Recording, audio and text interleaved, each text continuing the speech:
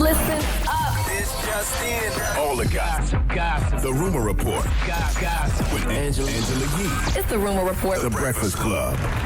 All right, so Megan Thee Stallion, there's more to this story from when she was pulled over in the car with Tory Lanez.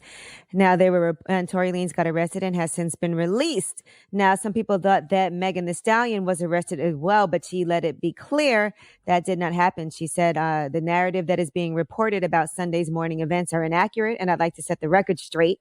On Sunday morning, I suffered gunshot wounds as a result of a crime that was committed against me and done with the intention to physically harm me. She goes on to say she did nothing wrong. She said, I was never arrested. The police officers drove me to the hospital where I underwent surgery to remove the bullets. I'm incredibly grateful to be alive and that I'm expected to make a full recovery, but it was important for me to clarify the details about this traumatic night. I'm currently focused on my recovery so I can return back to my life and back to making music as soon as possible. Wow. Now, I'm a grown ass adult husband, father, so I can't keep up with things. That really happened. Megan got shot.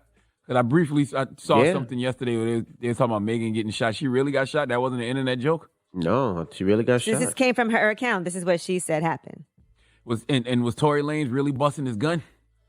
No, nobody said it was Tory Lanez that did it. I thought Tory Lanez we got don't arrested. know. Yeah, no, he did get arrested in the car, but not because. Got you. No, I didn't say she shot Megan. I just said it was Tory busting his gun. I was just. We don't know. Okay, because in my brain, Tory and Megan was together. Somebody tried to come at Meg, so Tory had to show them that his height don't fight, his weight don't make him great. So he pulled out that goddamn hammer and started letting things fly. But that's what happens when you don't know all the story. You just make up your own. My goodness. Now, one of Megan Thee Stallion's producers, Lil Ju, made the beat, tweeted out Tory Lanez count your effing days, and then deleted that message after she released her statement. Wow.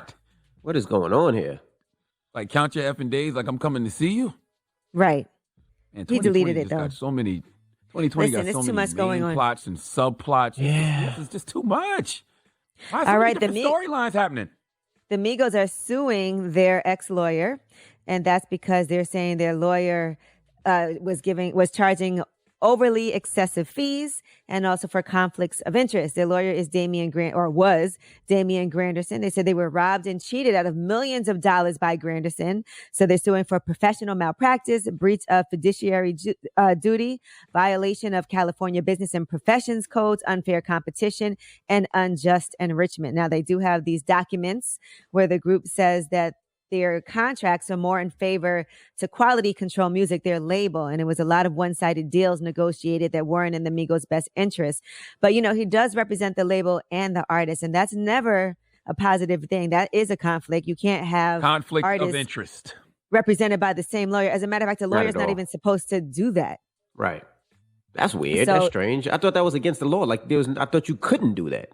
Yeah, that is malpractice. You can't represent artists and represent the label that they're assigned to. All right. Now, the suit also says that... What are you going to say? Now, I was about to say, did Quality Control know that? Because, Coach K has been in the industry for a long time. For a long time, yeah. He's represented Jeezy for a long time. Yeah, but P's fresh off the street. And I mean, sometimes you do that, right? You be like, y'all just go let my lawyer handle it. You know what I mean? To save y'all the money on the lawyer fees and stuff like that. I don't know. Yeah, but that you can't negotiate against your own label using the lawyer's label. Yeah, that doesn't even sound right. Because then the lawyer can't negotiate against the artist. That's like using the same label. You sign with iHeart, but you use iHeart attorney. Lawyer to do your contract. That doesn't make any sense. You're going to be like, well, they're rocking with iHeart. We'll do an iHeart deal, an iHeart contract. You know what I mean? He's trying to give you an example. Mm-hmm.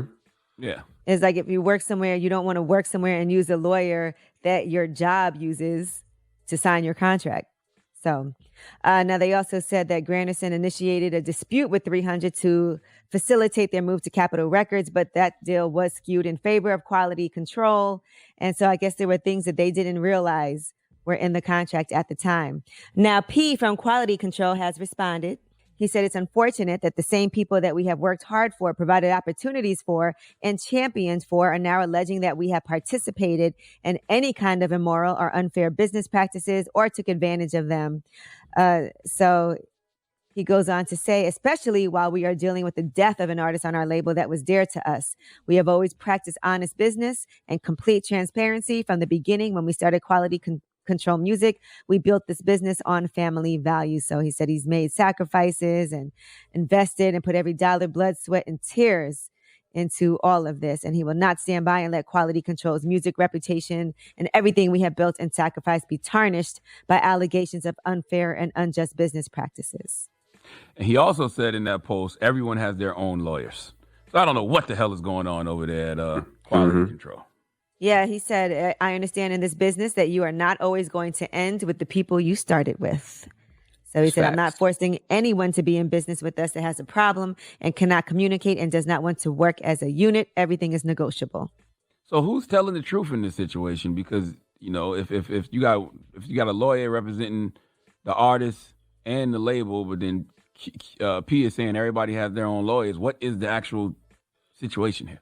Well, mind you, this is their ex-lawyer for the Migos, so it's not their lawyer anymore. Oh, got you. I also think too, man, sometimes artists look at what the label owner is receiving. And, you know, it's hard for artists to understand that you are not the label owner. Yes, you know, you are the star and you are the person that's generating the money, but this is not your business. You have a contract to fulfill and you're not supposed to get what the owners get. Well, you know what it is, too, is when you first start off, everybody's pretty broke, you know what I mean? And then everybody starts making money. You start looking around like, damn, why is that check bigger than my check? Well, because they had to put the groundwork in. When you didn't have it, they had to pay for videos. They had to pay for studio time. They had to pay for wardrobe. They had to pay for flights and all that other stuff. So, yeah, that's their investment. It's an investment. We don't know what happened in their specific case, though. So no, we don't. But we do know that CEOs make more than the talent. And honestly, that's the way it's supposed to be. I'm the CEO. But you know what? Also, I would say this is true is when you first sign to a label and like you said, you know, you don't know what's going to end up happening. It is time to renegotiate a contract. And that could be because of the success of that artist. Maybe they do deserve more at a certain point. So I just think in the interest of being fair, you do have to do that. But you don't have to, but you should. Everything is negotiable. Or you don't want people unhappy. You don't have to. You don't have to, but you should. But because if you sign a 5-year album deal or a 10-year album deal, that's what you signed. You don't have to do anything because that's what you signed on the contract.